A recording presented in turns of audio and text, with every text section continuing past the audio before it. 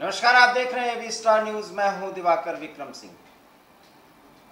इस समय पश्चिम बंगाल से एक बड़ी खबर है और वो ये है कि ममता बनर्जी भवानीपुर विधानसभा उपचुनाव में भारी मतों से जीतने जा रही हैं। 18वें राउंड का जो इस समय मतगणना हो चुका है, उस मतगणना में वो 45,000 से अधिक वोटों से आगे हैं और इस तरीके से मुख्यमंत्री ममता बनर्जी एक धमाकेदार जीत की ओर बढ़ रही हैं और जीत का जश्न बाकायदा भवानीपुर में मनाया भी जाने लगा है। बड़ा सवाल है कि भारतीय जनता पार्टी ने एक प्रतिरोध की स्थिति दिखाई थी, लेकिन भारतीय जनता पार्टी की उम्मीदवार प्रियंका टिबरीवाल भारी मतों से चुनाव हार रही हैं।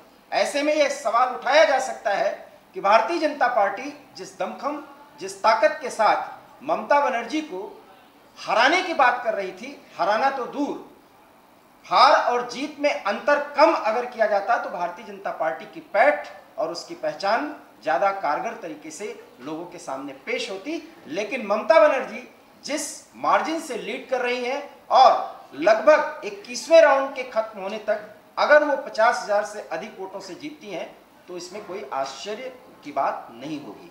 इस समय हमारे साथ हमारे संवाददाता कोलकाता से शांतनु बनर्जी हमारे साथ जुड़ रहे हैं। शांतनु, एक बड़ी जीत की ओर बढ़ती हुई दिखाई दे रही है ममता बनर्जी। जी बिल्कुल, आपने जो कहा है वो तो एकदम 100% सही बात है, लेकिन सबसे बड़ी जो बात यही है जो ममता बनर्जी का जो कुर्सी, मुख्यमंत्री का जो कुर्सी, वो 5 साल के लिए फिर से पक्का हो गया। ये सबसे बड़ी बात है, क्योंकि आप देखिएगा पिछले जो 2021 साल मतलब पिछले 4-5 महीने पहले जो चुनाव हुआ था, उस चुनाव में नंदीग्राम क्षेत्र में खुद ममता बनर्जी ने हार चुके थे। वो शुभेंदु अधिकारी का साथ जो भारी से भारी लड़ाई हुआ था, लेकिन इस बार भवानीपुर क्षेत्र से फिर से ममता बनर्जी जो मतलब जीत रहे, ये तो सही बात है, लेकिन सबसे ज्यादा से ज्यादा मार्जिन का जो मतलब दिखाई दे रहा है, करीब 45,000 के आसपास 15 राउंड की मतलब हो चुका है अभी तक। कम से कम 21 राउंड तक मतलब गिनती चलेगा तो 15 राउंड का गिनती हो चुका है। लेकिन सबसे जो बड़ी बात है, जो भवानीपुर क्षेत्रों के साथ साथ आपका जो शमशेरगंज और जंगीपुर क्षेत्रों को भी मतलब तृणमूल ने हासिल कर लिया, क्योंकि सीधा तौर से तीनों क्षेत्रों पर तृणमूल का सबसे बड़ी फायदा आ गया। जो पूरा पश्चिम बंगाल का जो तस्वीर सामने आ रहा है, लेकिन स्ट्रेटेजी जो बोल रहा है, ये खुद ममता बनर्जी ने कहा कि भवानीपुर के अगर खुद मतलब भवानीपुर से उन्होंने भारी मात्रा से जीतेंगे तो मतलब भारत तथा हमारा प्रधानमंत्री के साथ लड़ाई करने के लिए सबसे ज्यादा सुविधा होगा।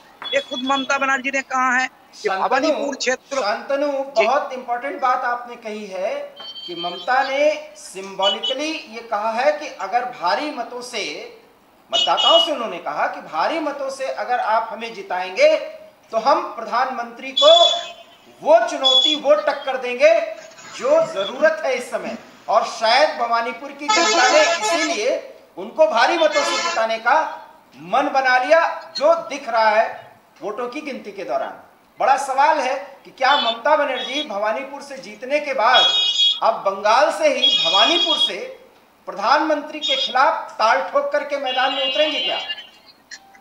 बिल्कुल, मतलब आज भी वही तो हमारा जो बंगाल का जो मतलब कॉर्पोरेशन का जो मेयर है, फिलहाल जो गृह मंत्री और तृणमूल का लीडर जो है आपका फिरहाद हाकिम ने खुद ऐसे ही कहा, अभिषेक बंदोपाध्याय ने भी ऐसे ही कहा, ये जो भवानीपुर क्षेत्रों दिखाएंगे पूरा देश भर में वही देखेगा। क्योंकि भवानीपुर क्षेत्रों से जो ममता बनर्जी ने खुद कहा था कि भवानीपुर क्षेत्रों से पूरा प्रधानमंत्री का कुर्सी पर हम लोग जाएंगे, लेकिन प्रधानमंत्री को खिलाफ जो आवाज उठा रहा था कई दिनों से, कई महीनों से जो मुख्यमंत्री ममता बनर्जी, वो सीधा तौर से आप देख सकते हैं फिलहाल आज का चुनाव को जो नतीजा को मतलब देखने के लिए मिला। दिवाकर जी, देखिए शांतनु, ये सवाल अहम है और शायद आपके भी अपने जर्नलिस्टिक अनुभव में ये बात समझ में आ रही होगी कि भवानीपुर जीत लेने का मतलब नहीं है कि पूरा देश ममता को स्वीकार कर लेगा।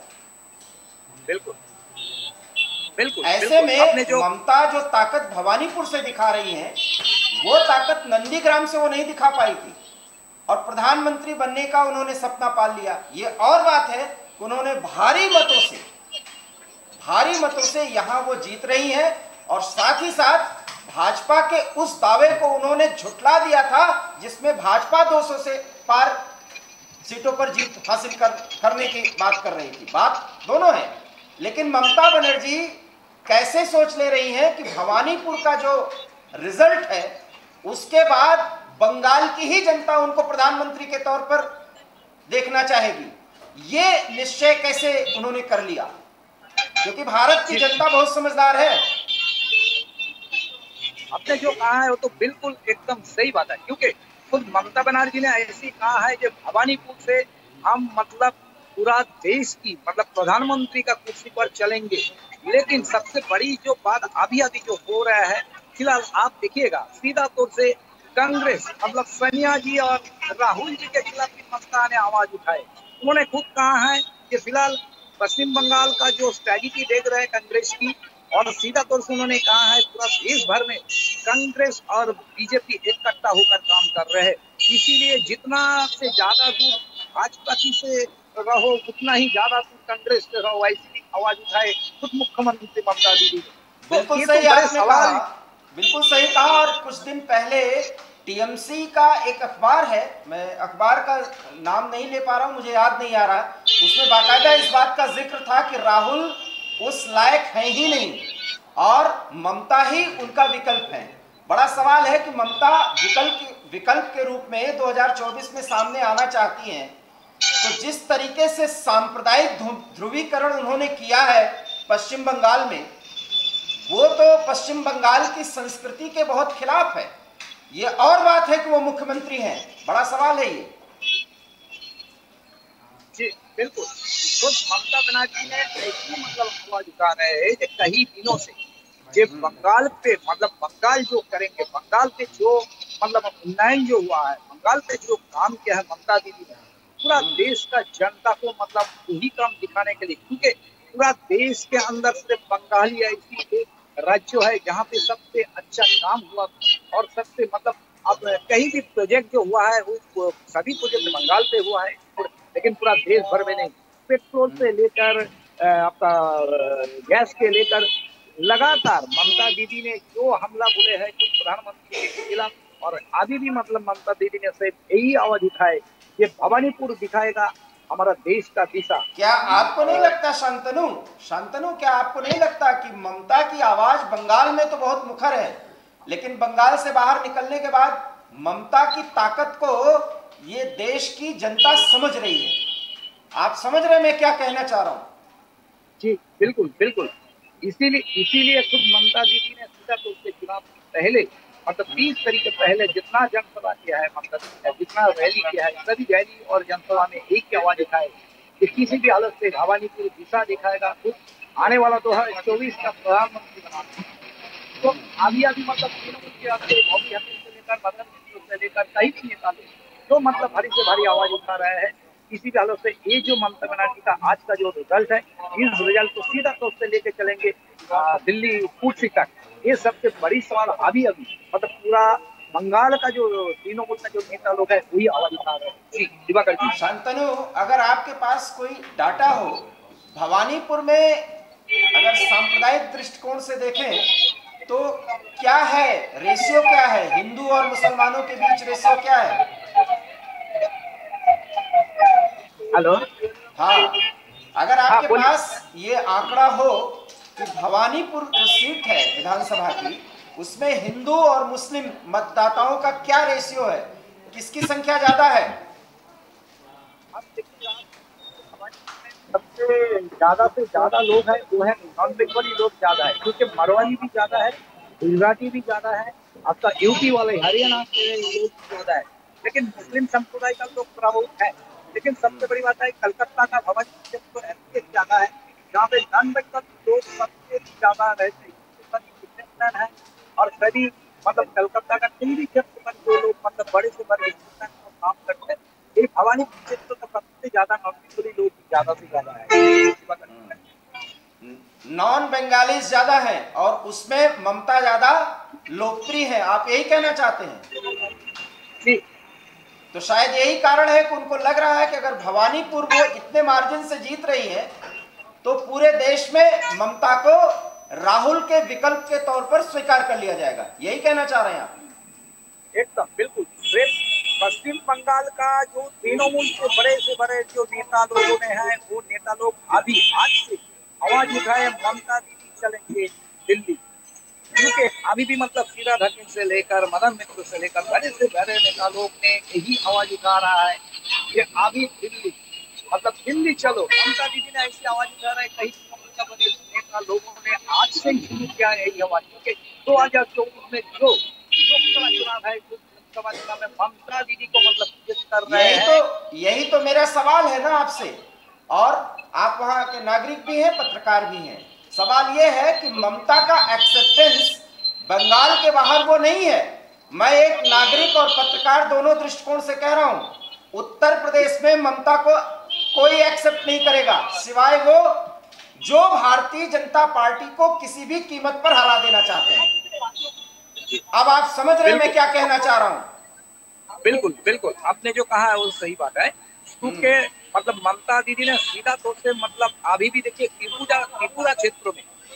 त्रिपुरा क्षेत्र में तृणमूल ने वह क्षेत्रों में उतर गया तृणमूल। अभी उन्होंने चाहता है कि हम यूपी में उतरे जितना जल्दी हो सके। तो आपको नहीं लगता कि अरविंद केजरीवाल कहीं न कहीं उत्तर भारत में ममता से ज्यादा प्रभावी होते हुए दिख रहे हैं? बिल्कुल बिल्कुल। तो भवानीपुर से ये जो आवाज आ रही है, वो भवानीपुर और पश्चिम बंगाल के संदर्भ में तो सही है, लेकिन शायद ममता के ये सपने अभी दूर के ढोल ही लग रहे हैं, जो बड़े सुहावने से दिख रहे हैं। बिल्कुल, आपने जो कहा है सही बात है, क्योंकि अभी भी भाजपा की ओर से जो आपका हमारा जो बंगाल का जो अध्यक्ष है, उसके लेकर शुभेंदु अधिकारी जो विरोधी दल नेता है, वो भी मतलब ममता बनर्जी जी ने जो कहा है सीधा तौर से उसको ऊपर मतलब सिर्फ यही कहा ये ममता दीदी ने सपनों देख रहे हैं। क्योंकि अभी भवानीपुर क्षेत्रों में भवानीपुर का मतलब क्या हुआ नहीं हो वो सबसे बड़ी बात नहीं है, क्योंकि भवानीपुर मतलब ऐसी कोई दिशा नहीं दिखा पाएगा जो बंगाल का खुद मुख्यमंत्री ममता दीदी ने एकदम बिल्कुल दिल्ली का कुर्सी पर बैठेगा, ऐसी कोई काम अभी तक बंगाल पे नहीं हुआ। तो इसके लिए मतलब लगातार चर्चा जारी है। एक सवाल है, वो अहम है, जो भारतीय जनता पार्टी की भी बात कर लें, इतना दमखम भरती थी, इतना ताकत दिखाती थी, और खास करके जब विधानसभा चुनाव का दौर था और चुनाव में 75 सीट पर सिमट जाने के बाद भारतीय जनता पार्टी अब बिखरती हुई दिख रही है। कहां कमी रह गई है? एकदम सही बात है जो कहा। हेलो जी, आप वो बताएं, वो कमी कहां रह गई है? क्या कारण है कि कोई ऐसी बात तो है नहीं कि वो पूरे सत्ता पा ही जाते थे। वो तो प्रधानमंत्री की वो कोशिश थी, एक पार्टी वर्कर, एक पार्टी पदाधिकारी और प्रधानमंत्री के तौर पर जिस लोकप्रियता का उन्हें अपने स्वयं में अंदाजा है या पार्टी की तरफ से ब्रीफिंग दी गई है। सवाल तो यह है कि किसी भी राजनीतिक पार्टी की या तो जीत होती है या तो हार होती है। हार जाने के बाद भारतीय जनता पार्टी पश्चिम बंगाल में बिखरती हुई स्थिति में क्यों दिखाई दे रही है? जी एक्चुअली पश्चिम बंगाल का जो स्ट्रेटेजी है, जो भाजपा का जो स्ट्रेटेजी हम लोग देखा है, ये पूरा भाजपा की मतलब जो आप देखिएगा करीब 77 जो विधायक थे, उसमें से आप समझ लीजिएगा 5 महीने के अंदर 7 विधायक भी मतलब ठीक से तृणमूल में भाग गए। तो बंगाल का जो स्ट्रेटेजी है एक्चुअली तृणमूल से भाजपा की ओर से आया और भाजपा से फिर तृणमूल में लौट गया, मतलब घर वापसी हो गया। तो मतलब ये नेताओं का जो आना जाना दोनों पार्टियों में लगा रहा, उसके कारण दोनों पार्टियों को नुकसान हुआ, यही आप कहना चाह रहे हैं?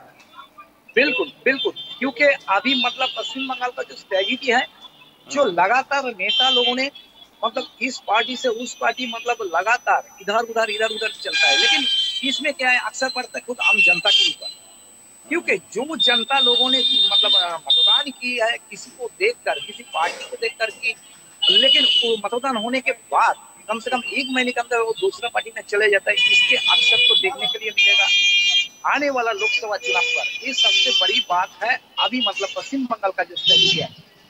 लेकिन अभी जो जी जी बताएं।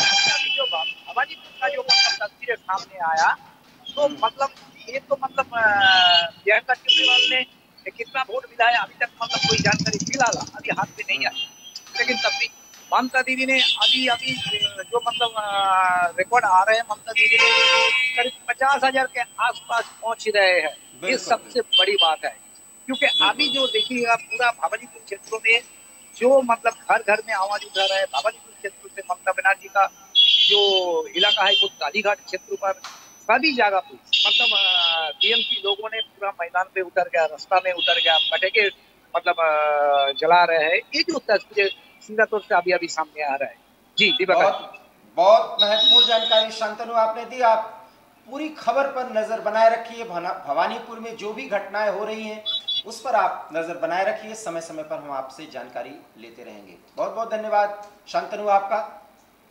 तो आपने देखा कि किस तरीके से पश्चिम बंगाल में मुख्यमंत्री ममता बनर्जी भवानीपुर विधानसभा उपचुनाव में भारी मतों से जीत रही हैं और 50,000 से अधिक वोटों से वो जीत हासिल करती हुई दिख रही हैं और वो करेंगी और कर चुकी हैं। तो इस तरीके से भारतीय जनता पार्टी को एक बार फिर पटकनी दी है ममता बनर्जी ने, और इस पटकनी देने के बाद वो और बड़ी ताकत के साथ 2024 में प्रधानमंत्री मोदी को चुनौती देने के लिए अपनी तैयारी करती हुई दिखाई देंगी। एवी स्टार न्यूज में इतना ही। देश और दुनिया की तमाम बड़ी खबरों के लिए देखते रहिए एवी स्टार न्यूज। दीजिए इजाजत। नमस्कार।